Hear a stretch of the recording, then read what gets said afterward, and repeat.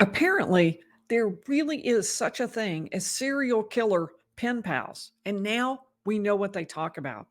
The happy face killer, Keith Jesperson, says he often writes to serial killers when they're arrested. When Rex Heuermann was charged as a Long Island or the Gilgo Beach serial killer, Jesperson says he wrote Rex Heuermann a letter, and Heuermann wrote back.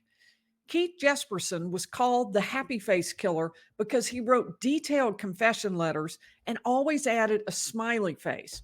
He's been convicted of murdering 8 women, but according to Jesperson, it was really many more than that. He claims to have murdered 160 people.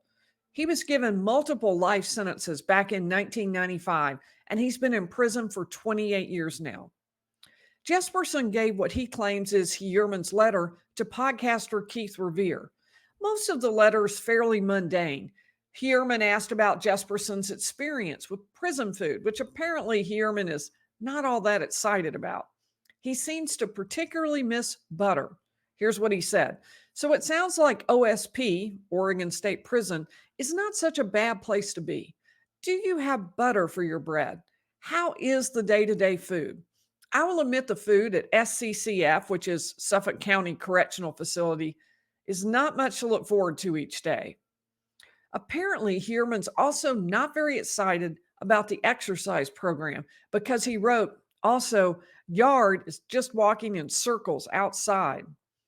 But Jesperson also gave Rex Heuermann some hard-hitting advice about confessing to what he's done.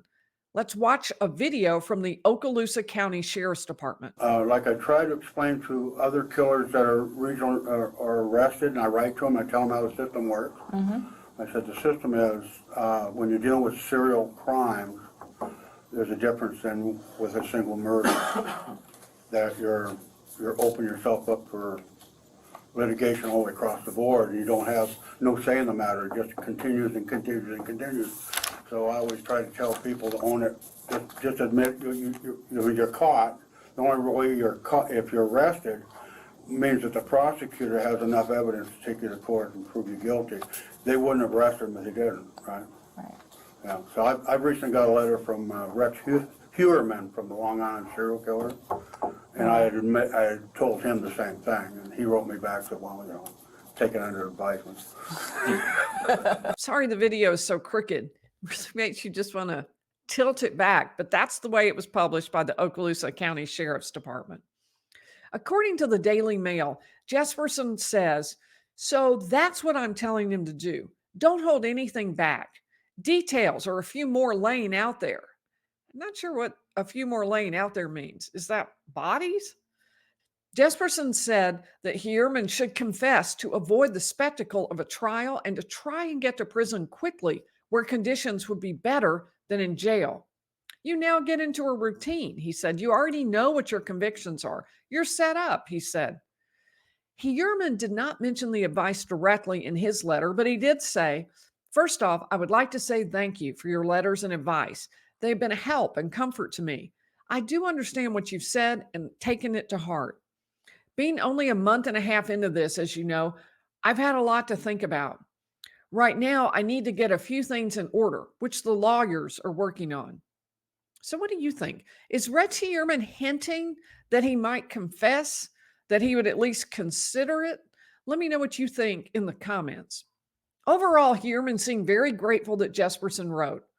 The main thing I wanted to say was thank you to you and yours for the letters and what has been done for mine. When he says what has been done for mine, he may be referring to the fact that Jesperson's daughter visited Rex Heuermann's wife. Melissa Moore is the daughter of Keith Jesperson. She not only visited Asa Ellerup, Heuermann's wife, Moore also set up a GoFundMe for her. Please hit that like button and subscribe. We go live Monday, Wednesday, and Friday at 7 p.m. Eastern, talking about the legal cases in the news. See you then.